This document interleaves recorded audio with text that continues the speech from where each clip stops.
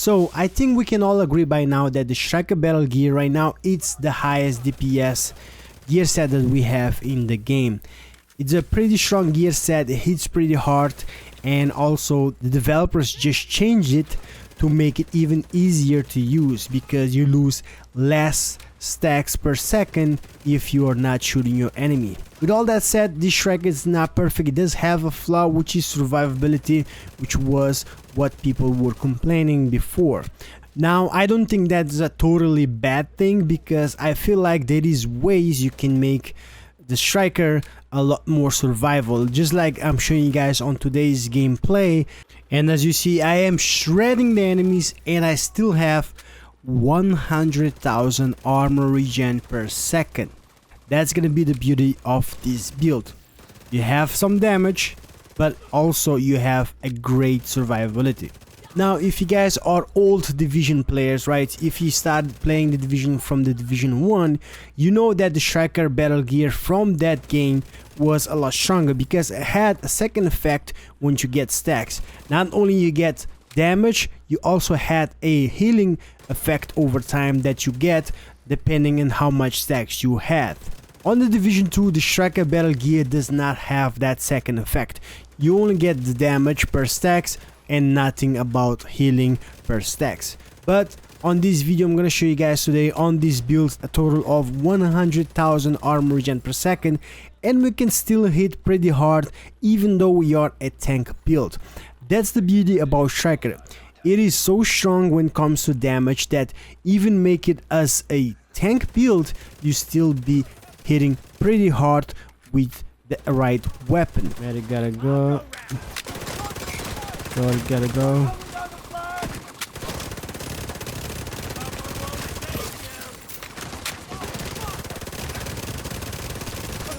Okay. Even my drone is destroying them. Okay. Now, speaking of the weapon, right, on today's build, I am using a special weapon. This is the Emmeline's Guard SMG, the P90. This is an SMG that's been in the dark for some time because I don't see a lot of people using it, but honestly, this thing hits pretty hard when it comes to DPS. Now, what's so special about this weapon is the fact that it has a perfect talent, which is the perfect preservation. This is a talent that killing an enemy repairs armor over time, right? So on this perfect version, we have 12% armor repair over 5 seconds. Now, headshot kills will improve that repair by an additional 12%, which means 24% armor repair over 5 seconds. Now, not only the talent, actually this weapon will come in very good to use with a Striker build because the base RPM of this weapon, it's 900 RPM. Now, once you add it to the Striker build, it's gonna go up to 1035 RPM. If you want to use the Striker build and you want to keep those stacks a lot more consistent, just use a fast RPM weapon. When it comes to the mods on this weapon, this is where things are a little bit less interesting because it only takes 2 mods, the scope and also the muzzle. So you can add a total of 5% crit chance on the muzzle and 5% crit chance on the scope.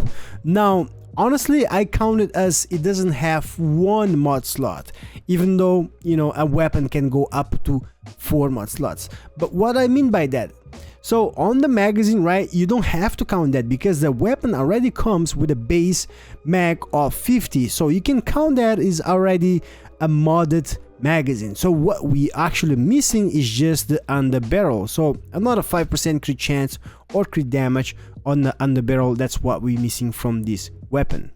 Now, speaking of hitting harder, what's making this possible is the Striker Battle Gear. This is the new king DPS in the game. Now, before the PTS, it was a strong gear set, and I said that many times, people didn't believe me, so people complained, and now the devs made it even stronger. So now Striker Battle Gear is strong. Now, with that said, with 2 piece you get weapon handling 15%, right? 3 piece you get 15% rate of fire, 4th piece you get all of that damage. So weapon hits increase total weapon damage by 0.65%. stacking up to 100 times. That translates basically at 65% weapon damage at max stacks, if you want to put it like that, just as simple as that. Now you lose 1 stacks per second between 0 and 50 stacks, and 2 stacks per second between 50 and 100 stacks. If you equip the chest piece, which is what we have on this build, that max stacks will increase to at 200 stacks. So we'll lose 3 stacks per second between 100 and 200 stacks. Now that damage though, instead of 65% total damage on that 100 stacks, right? Now we can go up to 200 stacks, which is gonna translate at 130% weapon damage to this build. So 130% weapon damage, that's what's gonna make this build hit so hard, besides everything else. Now we have a lot of blues, as you see. That's gonna be because we want to get a lot of armor regen. So all of these gear that you see is gonna have core attribute armor. Only the memento will have the 3 core attributes.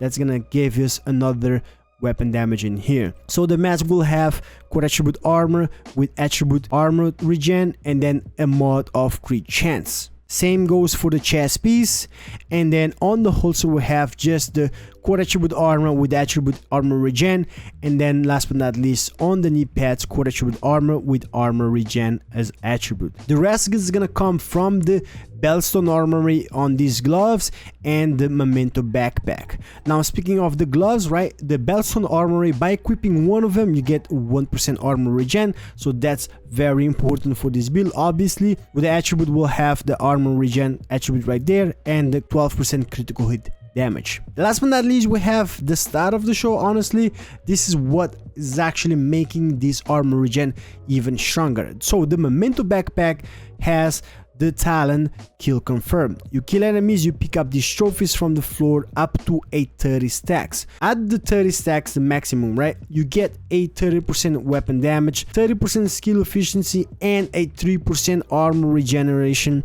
for 300 seconds, which means 5 minutes. So that 3% armor regen right there is what's gonna allow us to get up to that 100,000 armor regen.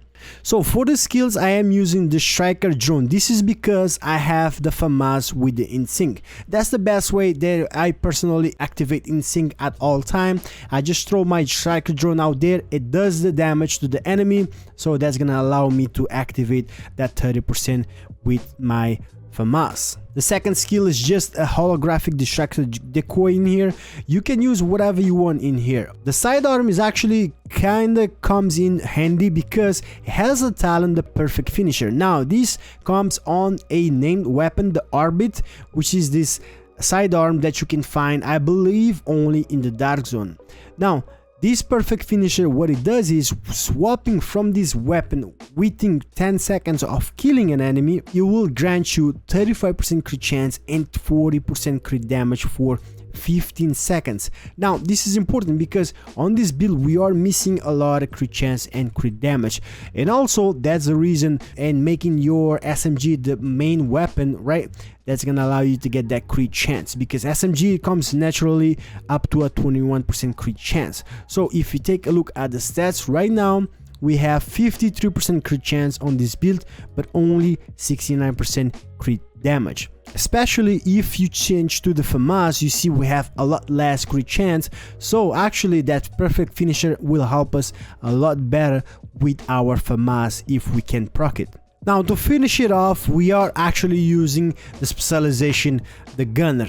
This specialization is gonna allow us to get a little bit more survivability with that armor on kill.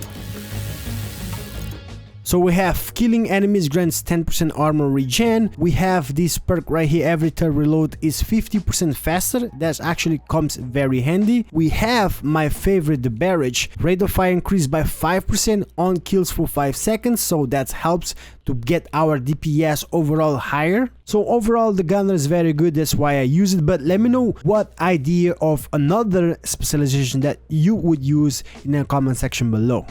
Now if we take a look at the defense stats right before the fight starts, we actually have only 43,000 armor regen per second, and that's before we get all of those stacks from the memento. So once you get it, we can actually go up to 99,000 armor regen. I call it just 100,000 armor regen because, you know, it's right there. And honestly, if I get a few more proficiency on my gear for armor, that's gonna be 100,000 armor regen for sure. But hey, I'm gonna leave the video in here. If you guys enjoyed this video, a like on it would be super appreciated. Let me know what you guys think of this striker build. This is the build that I'm calling it the 9k striker from the Division 1. If you know, you know. If you are a veteran, you know how that feels. So yeah, this is it. Hope you guys enjoy. Have a safe one, and I'll catch you guys in the next one. Peace.